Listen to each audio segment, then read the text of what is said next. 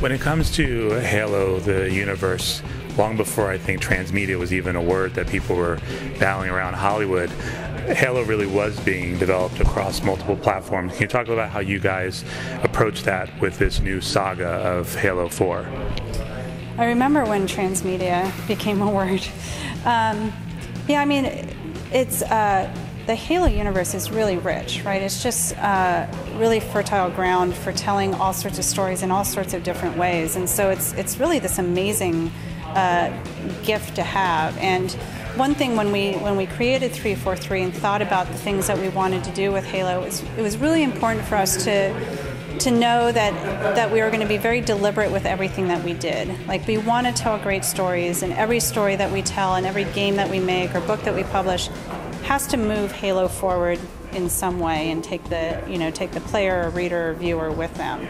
And that creates a lot of complexity, but it also creates this really amazing sort of interconnectedness where we can tell different stories that cross paths, and for people who participate in all those stories, it's amazingly gratifying. But there isn't the level of dependency where you have to have read that or played that or seen that to understand what's happening. We really want sort of multiple entry points into the Halo universe, and we want wherever you come in for it to be something that feels rich and exciting and a place you sort of want to be. And so, we have Frank O'Connor and his franchise team, which helps us navigate where all those stories are being told, and to make sure, A, we're not contradicting ourselves, and also to make sure we're seeding all the right things in the right places. And as all those things grow, that they don't become a tangled web, but they all complement each other.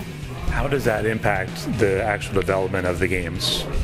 So the Halo 4 development team works really just hand in hand with the franchise team, and I think it's a pretty amazing sort of cyclical relationship in that, we may go to the franchise team and, obviously went through a lot of sort of visual redesign on some known Halo entities, and said, here are the things we'd really like to do, here's why, and they'll work really in close partnership to make sure that the canon can support the changes that we want to do, to make sure there's the right fiction around it.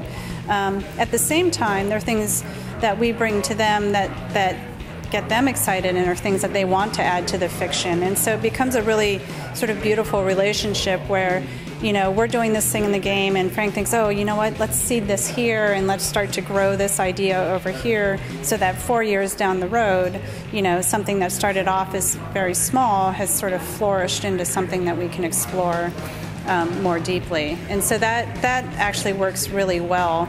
Frank and I sit right across from each other, which makes for some entertaining moments. The game industry has grown leaps and bounds since the original Halo came out and launched the franchise. How has the growth in the mainstream gamers impacted how you guys developed Halo 4 to appease both them as well as the more hardcore? Gaming has, well, I would say entertainment, right, has changed so much over the last 5 years. And I think when we set off with Halo 4, it was less about do we satisfy just the hardcore or the mainstream, because Halo's fan base is both, right? And so I think that's an asset for us. We really looked more at where is entertainment going, how are people ingesting it, and it's a culture where people want to be able to go to their phone or go to their PC or TV and get these sort of bite-sized moments, right? And that was hard because how do you reconcile that with sort of this deep campaign experience that we were building? I think, part of our really wanting to explore the Spartan Ops idea was really looking at how do we create something that people can kind of jump in and out of with their friends and have this full experience of both story and gameplay, and sort of have people come together from week to week to experience this together. And so I think that was something that really drove a lot of our early design thought. I think the core gameplay experience, Halo has always been very layered, right? And so for very hardcore players, there's enough strategy and enough depth there that they can sort of dig into that and employ those deeper strategies to be successful, whereas for someone who's a little bit more of a mainstream gamer, they can sort of run and gun their way through and enjoy the experience and enjoy the story. And so I think that ability to layer gameplay and story so that there's both depth and accessibility is something that's been part of Halo for a long time, but I think it's something we really focused on making sure we could achieve.